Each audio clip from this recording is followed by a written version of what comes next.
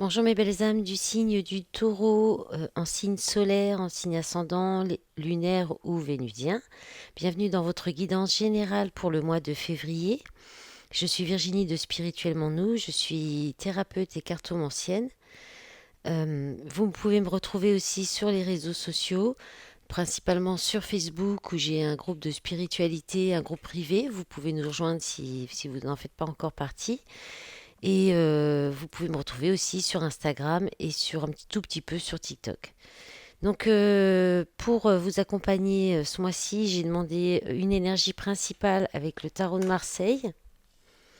Et vous avez eu la justice. Alors la justice, donc ça peut être votre énergie à vous ou une énergie principale, c'est-à-dire une tendance principale qui va vous accompagner sur le mois ou quelque chose, un événement important qui peut impacter votre mois, enfin votre quotidien, voilà. Et là donc la justice, bah, ça nous parle de logique, d'équilibre, d'équité aussi, d'être parfois impartial, ordonné, parfois strict et sévère aussi.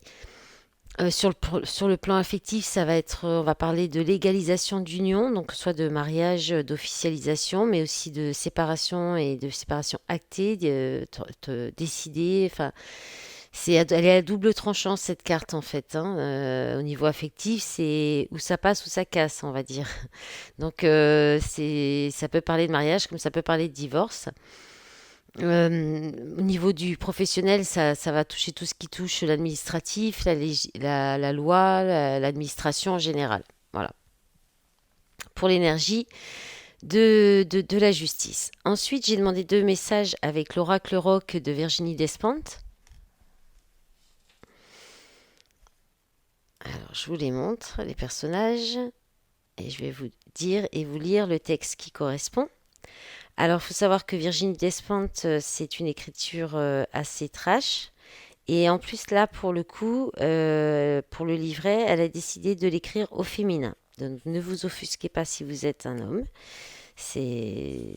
Voilà. Elle a décidé, parce qu'elle part du principe qu'il y a une majorité de femmes qui vont écouter des guidances, qui vont utiliser les oracles. Donc, elle est restée sur du féminin. Donc, vous avez eu Johnny Cash, et qui vous parle de générosité. Alors,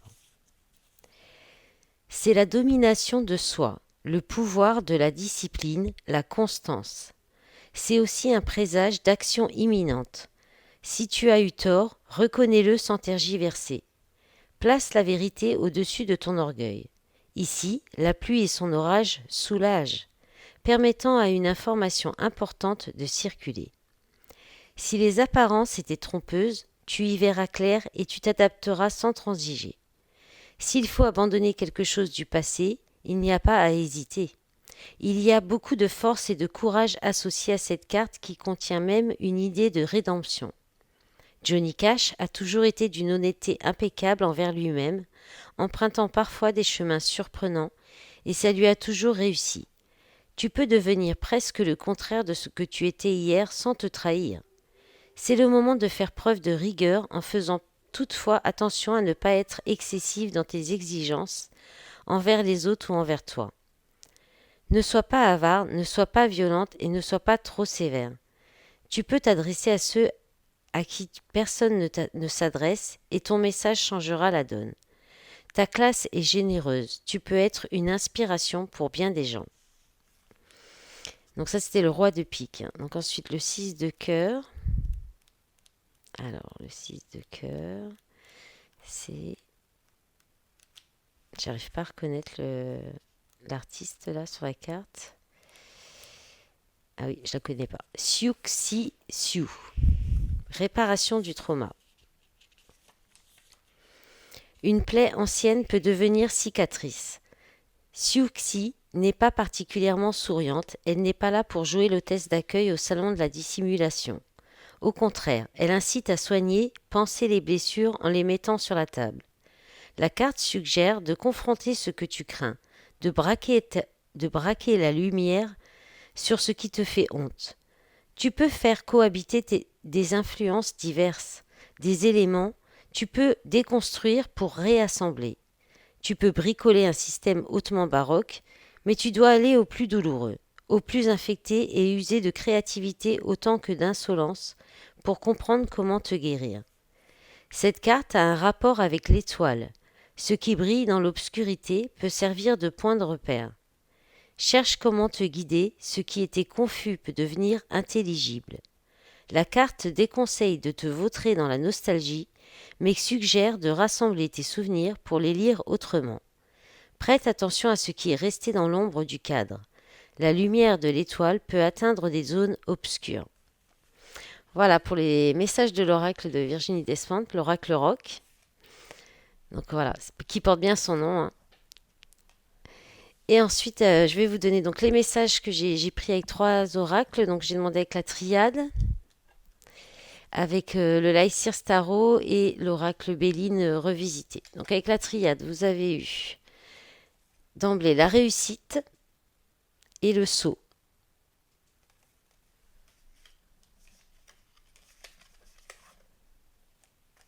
La clé et la naissance.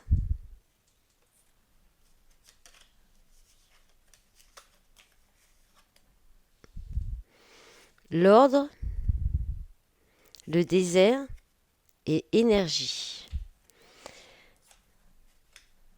Donc là, ce qu'on vous dit, c'est que il y a une réussite, quelque chose qui est réussi, il y a une solution avec trouver dans un contrat, dans un engagement. Le saut, ça parle d'un contrat.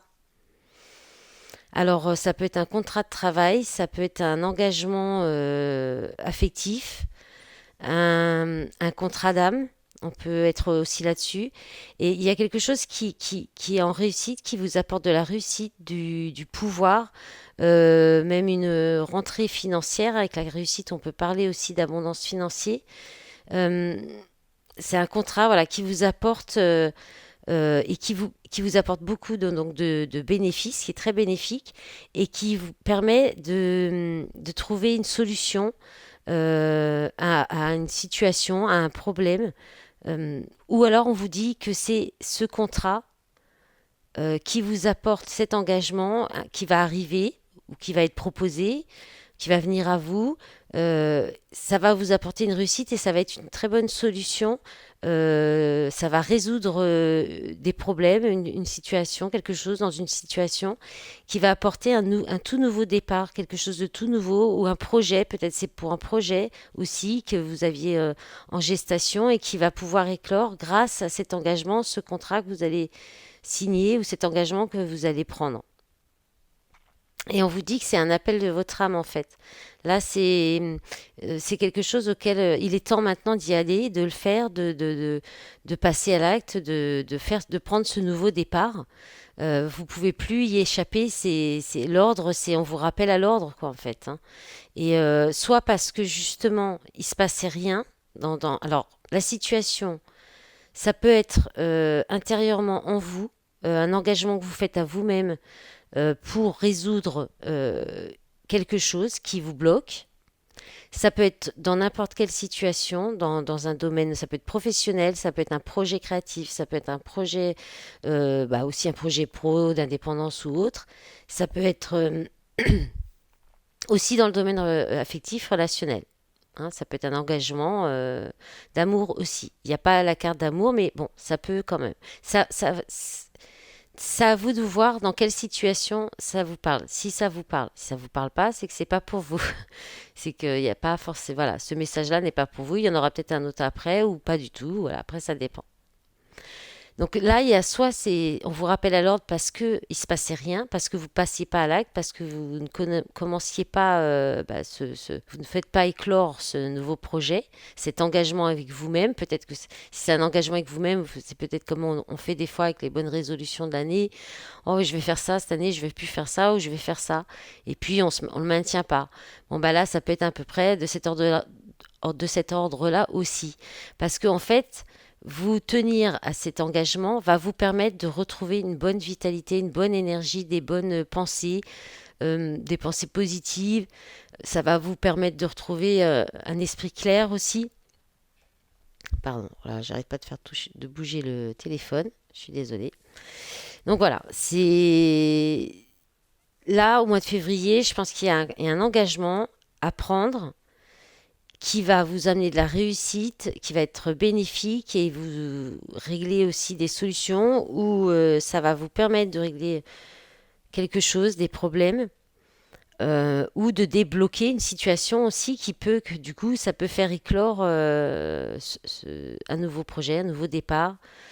On peut parler aussi dans l'affectif, ça peut être une nouvelle relation qui pourrait amener à la naissance de quelque chose de plus constructif, de plus sérieux, avec peut-être une construction familiale à la clé, si c'est ce que vous souhaitez. Voilà, ça peut être ça aussi, hein. En d'autres paquets, alors j'ai mis les d'autres paquets là,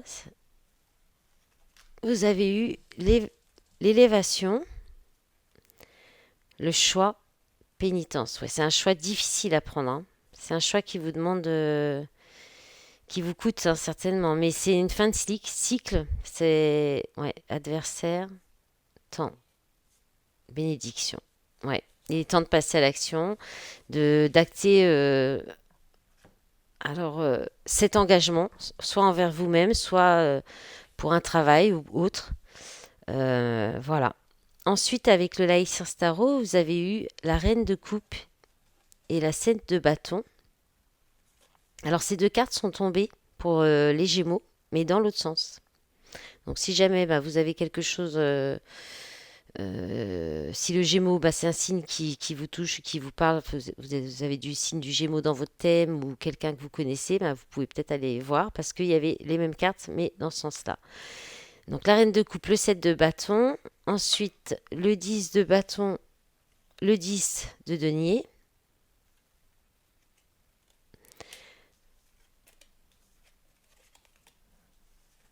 Voilà. Le 7 d'épée,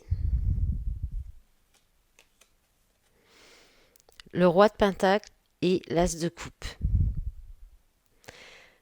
Alors là, on va être plus sur de l'affectif, du affectif même familial avec le 10 de denier. Mais il y a quelque chose là avec le 7 d'épée, il y a une fuite en avant. Il y a peut-être un coup de canif dans le contrat, justement. Parce que là, il y a la carte du 7 de bâton qui est la protection, qui est protéger ses valeurs, défendre ses valeurs, se défendre, se protéger. Là, elle est dans sa bulle, hein, carrément. Elle ne se laisse pas déstabiliser par tous les bâtons qu'on lui met dans son fauteuil. Elle est concentrée, elle fait sa méditation. Donc il y a quelque chose comme ça, là, où on vous dit de rester. Vous allez peut-être avoir besoin de vous protéger ce mois-ci, afin de défendre vos valeurs, vos idées, votre projet, si c'est un projet, ce que vous souhaitez en tout cas, ou alors aussi défendre vos énergies, en fait, protéger vos énergies et rester en même temps, la reine de coupe, c'est la compassion, c'est l'amour, c'est être à l'écoute de soi, c'est être à l'écoute de ses intuitions, euh, toujours tout dans la douceur, dans l'empathie. C'est une très bonne thérapeute, la reine de coupe. Euh, voilà, qui sait être à l'écoute, qui est dans la bienveillance, qui prend soin de ses proches, de ses enfants, des gens qu'elle aime. Donc vous allez peut-être, c'est une reine, mais ça peut très bien être une énergie, ça peut très bien aller pour un homme aussi, c'est la même chose, hein. Un homme peut être tout à fait dans les énergies de la reine de coupe.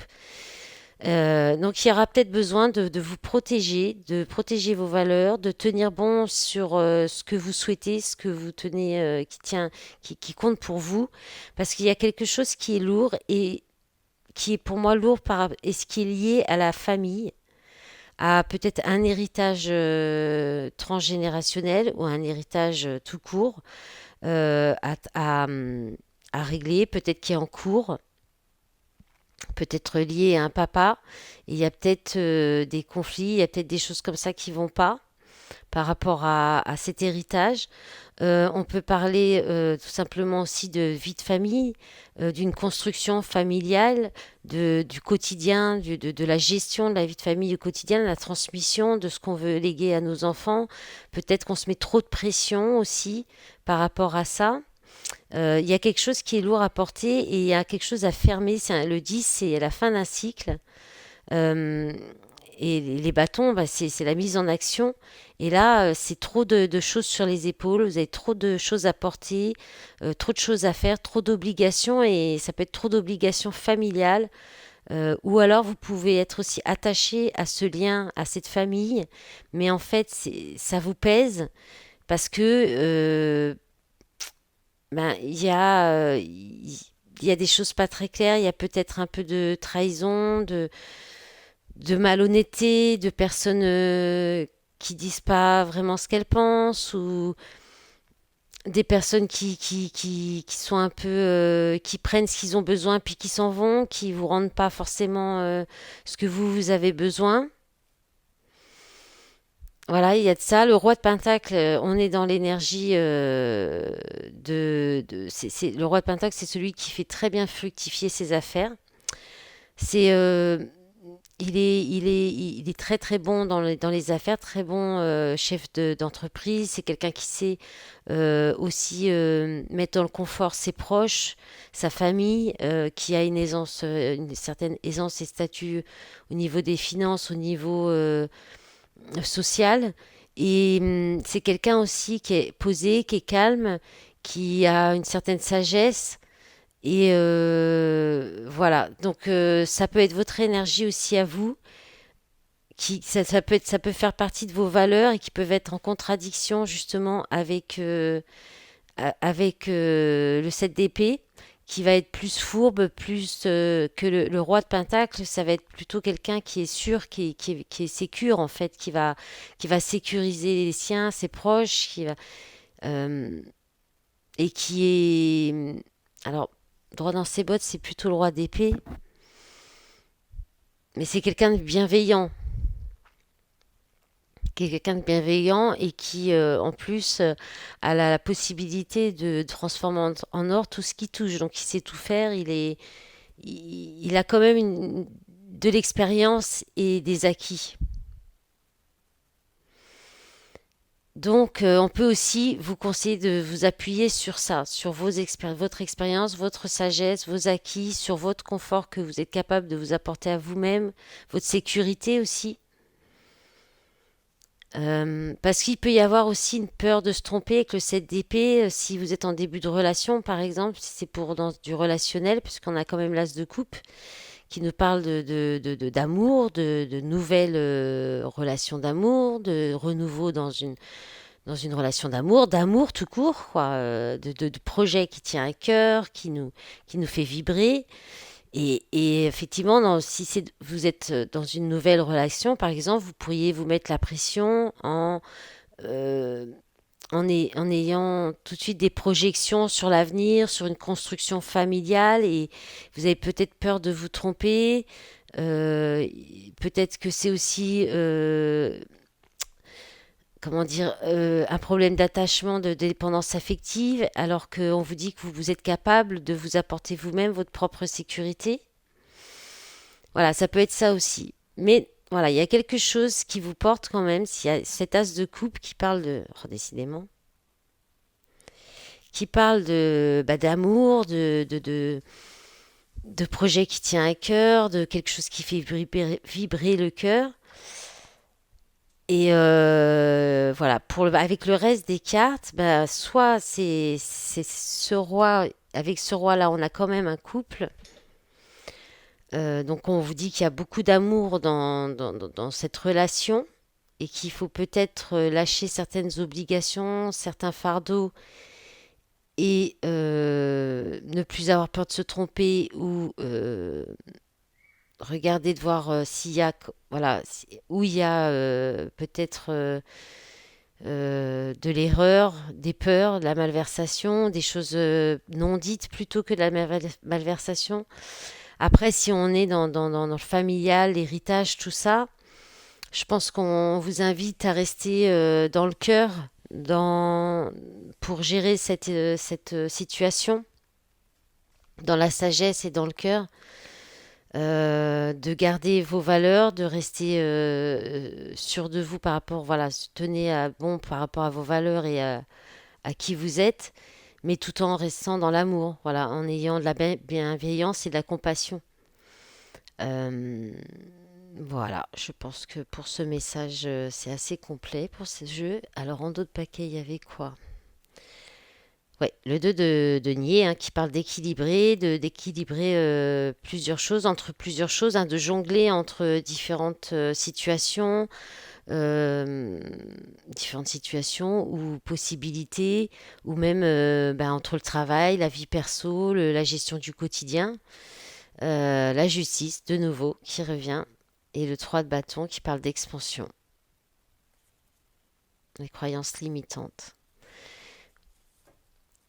Ouais, peut-être que vous mettez trop de pression, vous les limitez aussi par des croyances, des principes qu'on voilà, qu'on nous inculque depuis l'enfance et qui vous empêchent bah, peut-être d'écouter votre cœur aussi.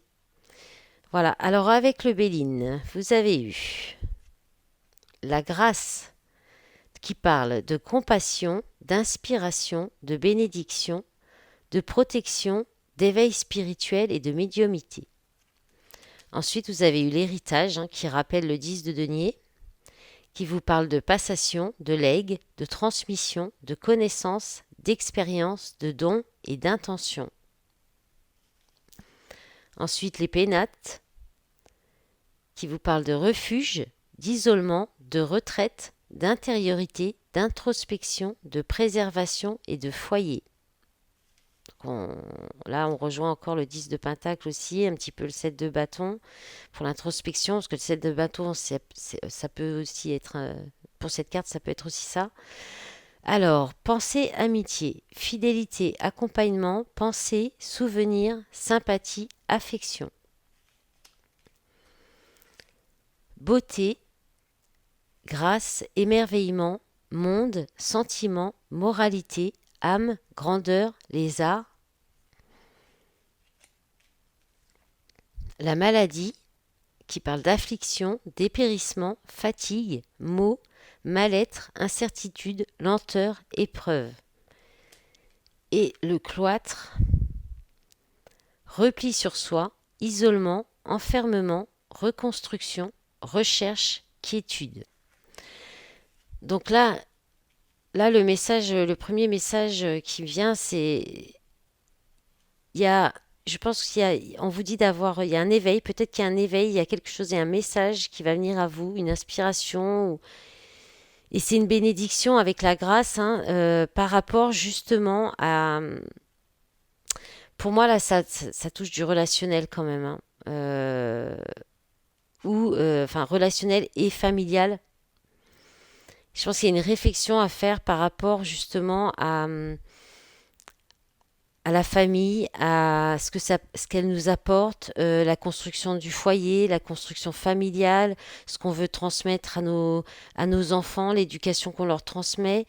Euh, Est-ce que c'est pas par rapport à ce qu'on vous a transmis vous? Est-ce que vous voulez faire la même transmission d'éducation, de croyances justement à vos enfants? Il peut y avoir une réflexion là-dessus parce qu'on parle des souvenirs, d'affection, donc le foyer, l'argent, l'héritage, la beauté, ça voilà, il y a comme une réflexion entre ce qu'on vous a, ce que vous avez appris, de ce qu'on vous a appris dans votre éducation, dans les croyances les choses qu'on nous fait croire quand on est jeune, quand on est enfant, enfin depuis, voilà, la société nous met dans un carcan quand même par rapport à certaines croyances, comme le fait d'être voilà que avoir des enfants, c'est si on n'a pas d'enfants, les gens ont du mal à comprendre que ça peut être on a le droit, on n'a pas le droit, c'est pas une obligation que de créer une famille, d'avoir des enfants, de, de